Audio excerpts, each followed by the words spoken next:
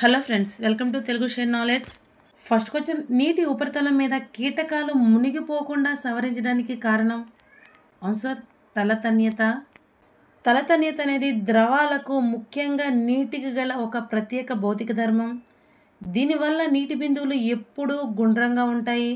ఉదాహరణకి వర్షపు బిందువులు గుండ్రంగా ఉండడం, చిన్న చిన్న కీటకాలు నీటిపై నడవగలగడం అనేది తలతన్యతకు ఉదాహరణ. నీరు సహజంగా ఏ ప్రక్రియతో శుద్ధి చేయబడుతుంది? ఆన్సర్ పరిశోషము లేదా సాంద్రీకరం.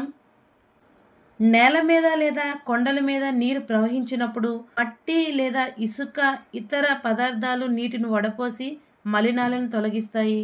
అలాగే సాంద్రీకరణం అనేది నీటి ఆవిరి ద్రవ రూపంలోకి మారే ప్రక్రియ. గాలిలో తేమ మేఘాలుగా మారడానికి, అలాగే వస్తువులపై నీటి బిందువులు ఏర్పడడానికి ప్రధాన కారణం సాంద్రీకరణం. నెక్స్ట్ క్వశ్చన్, ఇండియాలో అతిపెద్ద గ్లేసియర్ అనగా సియాచిన్ ఎక్కడ ఉన్నది? ఆన్సర్ కారకోరం శ్రేణి. ఇది పాకిస్తాన్, భారతదేశం మరియు చైనా సరిహద్దుల్లో ఉంది. కారకోరం శ్రేణి ప్రపంచంలోనే రెండో ఎత్తైన పర్వత శ్రేణిగా పరిగణించబడుతుంది. అలాగే కారకోరంలో ఎత్తైన శిఖరాలు ఏవి అంటే కేటు శిఖరం. కేటు శిఖరం అనేది ప్రపంచంలోనే ఎత్తైన రెండవ శిఖరం. నెక్స్ట్, నీలగిరి కొండలలో ఊటీ ఏ రాష్ట్రంలో ఉంది? ఆన్సర్ తమిళనాడు. ఊటీని బ్లూ మౌంటైన్స్ అని పిలుస్తారు. అలాగే దీని అధికారిక పేరు ఉదగమండలం.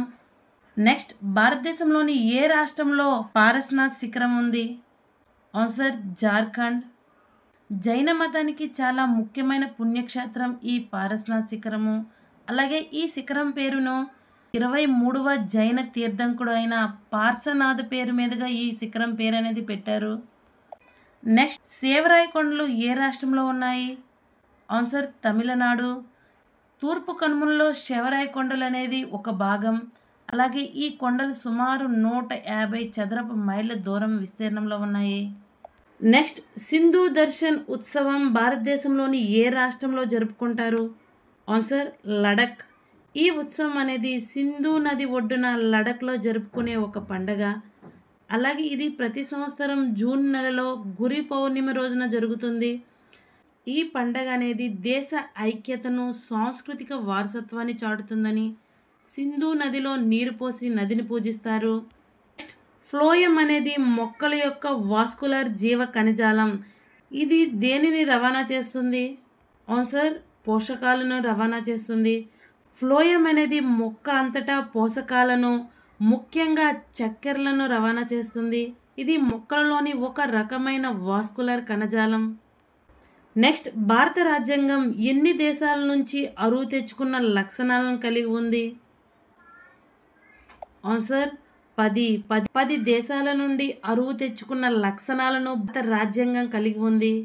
నెక్స్ట్, గాజు పట్టకంలోకి ప్రవేశించినప్పుడు తెల్లని కాంతిని 7 భాగాలుగా విభజించడానికి ఏమంటారు? ఆన్సర్ కాంతి వ్యాప్తి అంటారు. నెక్స్ట్ క్వశ్చన్, జాతీయ యుద్ధ స్మారక చిహ్నం నేషనల్ వార్ మెమోరియల్ ఎక్కడ ఉంది? ఆన్సర్ ఢిల్లీ. నెక్స్ట్, పాక్షికంగా ఆంధ్రప్రదేశ్లో, పాక్షికంగా తమిళనాడులో ఉన్న సరస్సు ఏది? ఆన్సర్ పుల్కాట్ సరస్సు. పుల్కాట్ సరస్సు అనేది భారతదేశంలో రెండవ అతిపెద్ద ఉప్పునీటి సరస్సు. మొదటి స్థానంలో చిలకా సరస్సు అనేది ఉంది. అలాగే ప్రపంచంలో అతిపెద్ద ఉప్పునీటి సరస్సు ఏది అంటే కాస్పియస్ సరస్సు లేదా కాస్పియస్ సముద్రం. ఆంధ్రప్రదేశ్ మరియు తమిళనాడు రాష్ట్రాల మధ్య ఈ పుల్కాట్ సరస్సు అనేది ఉంది. నెక్స్ట్, జోగ్ జలపాతం ఏ నదికి చెందినది? ఆన్సర్ శరావతి.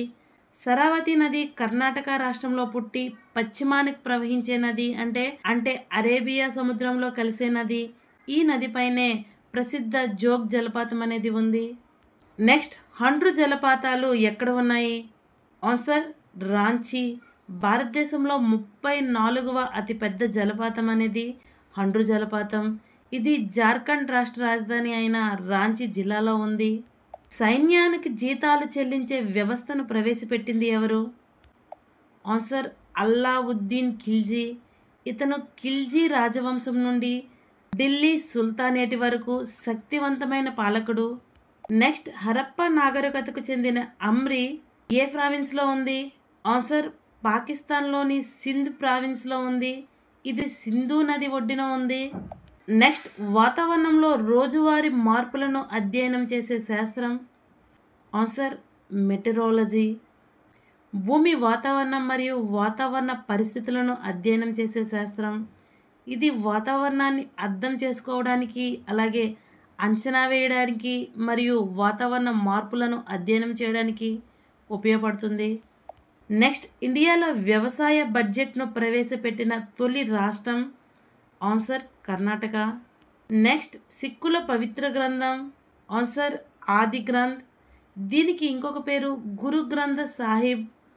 అలాగే ఈ గ్రంథాన్ని 5వ సిక్కు గురువు అయిన సిక్కు మతంలో ఇది పవిత్ర గ్రంథంగానే కాకుండా 10 మంది సిక్కులు గురువుల జీవితాల సారాంశంగాను పరిగణించబడుతుంది. నెక్స్ట్ భారత రాజ్యాంగం ఆమోదించబడిన కాలంలో ఎన్ని అధికరణలు ఉన్నాయి? ఆన్సర్ 395.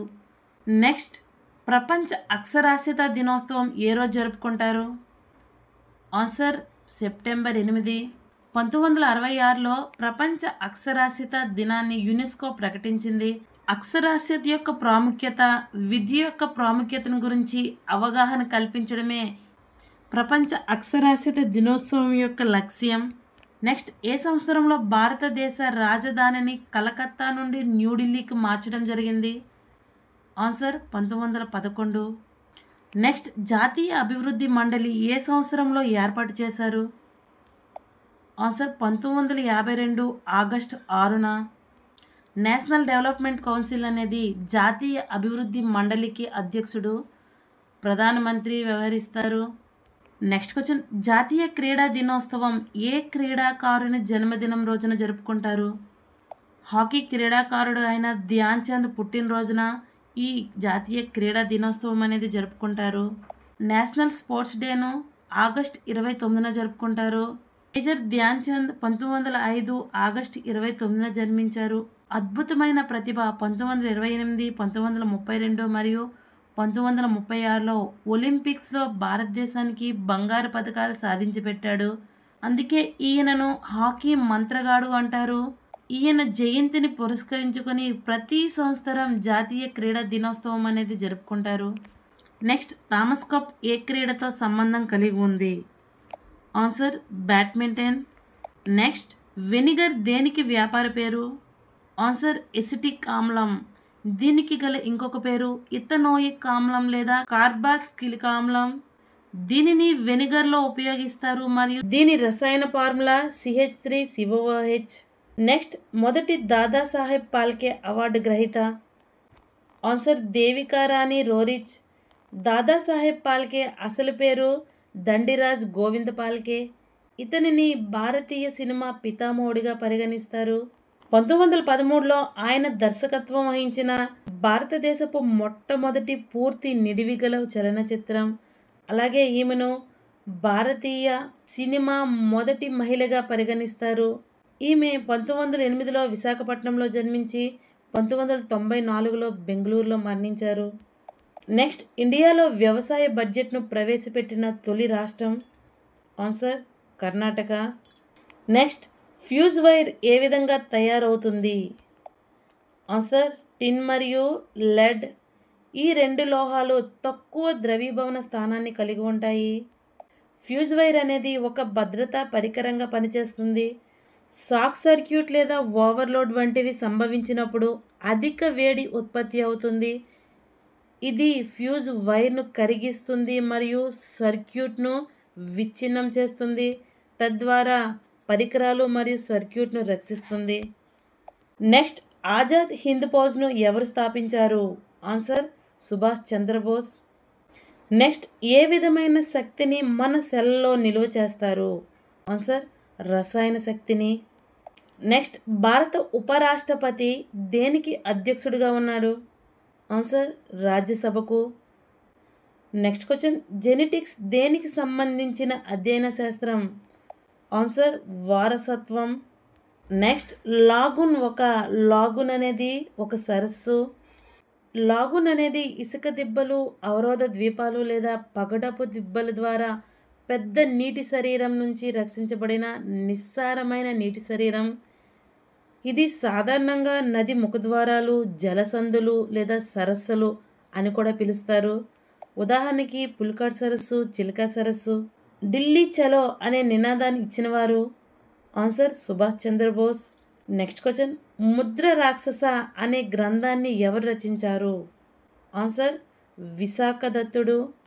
ముద్ర రాక్షసం అనేది మౌర్య సామ్రాజ్యానికి అంటే మౌర్య సామ్రాజ్యంలో చంద్రగుప్త మౌర్యుడికి చెందిన రాజకీయ కుట్రలు మరియు చాణుక్యుడి వ్యూహాలను వివరిస్తుంది.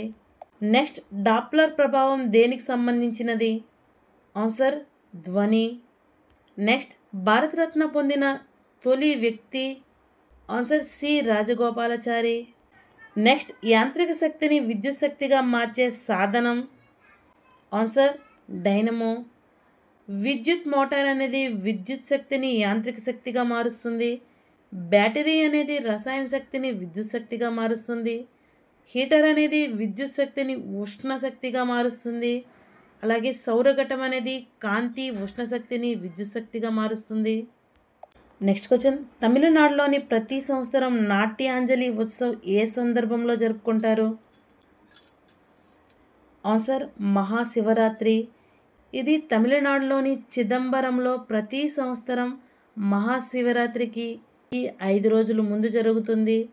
ఈ ఉత్సవంలో దేశం నలుమూలల నుంచి నృత్యకారులు పాల్గొని నటరాజస్వామికి తమ నృత్యాలను అంకితం చేస్తారు. నెక్స్ట్, భారత రాజ్యాంగ పీఠికలో సామ్యవాదం, లౌకికం మరియు సమగ్రత అనే పదాలను ఏ సవరణల ద్వారా చేర్చారు? ఆన్సర్ 42వ రాజ్యాంగ సవరణల ద్వారా చేర్చారు. ప్రవేశికకు సోషలిస్ట్, సెక్యులర్ మరియు ఇంటిగ్రిటీ అనే 3 పదాలు అనేవి చేర్చారు. 1976లో 42వ సవరణ చట్టం అనేది భారత రాజ్యాంగంలోనే ఒక ముఖ్యమైన మైలురాయి. నెక్స్ట్, సుప్రీంకోర్టు యొక్క రిజిస్ట్రీ ఎవరి నేతృత్వంలో ఉంటుంది? Answer secretary general. నెక్స్ట్, 1942లో క్విట్ ఇండియా ఉద్యమంలో బొంబాయిలో గోవా ట్యాంక్ మైదానంలో భారత జాతీయ జెండాను ఎగరవేసిన స్వతంత్ర సమర యోధురాలు ఎవరు? ఆన్సర్ అరుణ అసఫ్ అలీ. ప్రసిద్ధ భారత స్వాతంత్రోద్యమ నాయకురాలు. ఈవిడ 1942లో గాంధీజీ జైలుకి వెళ్ళినప్పుడు క్విట్ ఇండియా ఉద్యమానికి నాయకత్వం వహించిన మహిళ. నెక్స్ట్, సట్లజ్ మరియు కాళీ నదుల మధ్య ఉన్న హిమాలయ భాగాన్ని ఏమంటారు? ఆన్సర్ కుమయున్ హిమాలయాలు. ఇది ఉత్తరాఖండ్ మరియు హిమాచల్ ప్రదేశ్లో ఉన్నాయి. మయూర్భంజ్ ఛౌ నృత్యం ఏ రాష్ట్రానికి సంబంధించినది? ఆన్సర్ ఒరిస్సా. ఇది మార్షల్ ఆర్ట్స్, జానపదం మరియు గ్రామీణ సంస్కృతి నుండి ప్రేరణ పొందిన సెమీ క్లాసికల్ నృత్య రూపం. నెక్స్ట్, మనుషులు సాధారణంగా పీల్చే మరియు వదులుతున్న గాలిలో ఆక్సిజన్ ఎంత శాతం ఉంటుంది? ఆన్సర్ పీల్చే గాలిలో దాదాపు 21% ఆక్సిజన్, వదిలే గాలిలో 16% ఉంటుంది. నెక్స్ట్, భారతదేశంలో చివరి viceroy? Answer lord mount Batten. ఇతడు బ్రిటిష్ పరిపాలనలోని భారతదేశపు చిట్ట చివరి వైస్రాయ్ మరియు స్వతంత్ర భారత మొదటి గవర్నర్ జనరల్గా వ్యవహరించారు. ఇతని తర్వాత చక్రవర్తి రాజగోపాలాచారి పదవి స్వీకరించారు. నెక్స్ట్, మొక్కలు అదనపు నీటిని ఏ ప్రక్రియ ద్వారా విసర్జిస్తాయి? ఆన్సర్ ట్రాన్స్పిరేషన్, బాష్పీభవనం. మొక్కలు నీటిని బాష్పీభవనం మరియు బిందుస్రావం అనే ప్రక్రియల ద్వారా విసర్జిస్తాయి. నీరు ఆకుల ద్వారా ఆవిరి రూపంలో వాతావరణంలోకి విడుదలవుతుంది. బిందుస్రావంలో మొక్కలు ఆకుల అంచున వద్ద నీటి బిందువులను స్రవిస్తాయి. మొక్కలు నీటిని ప్రధానంగా ద్రవాభిసరణ అనే ప్రక్రియ ద్వారా గ్రహిస్తాయి.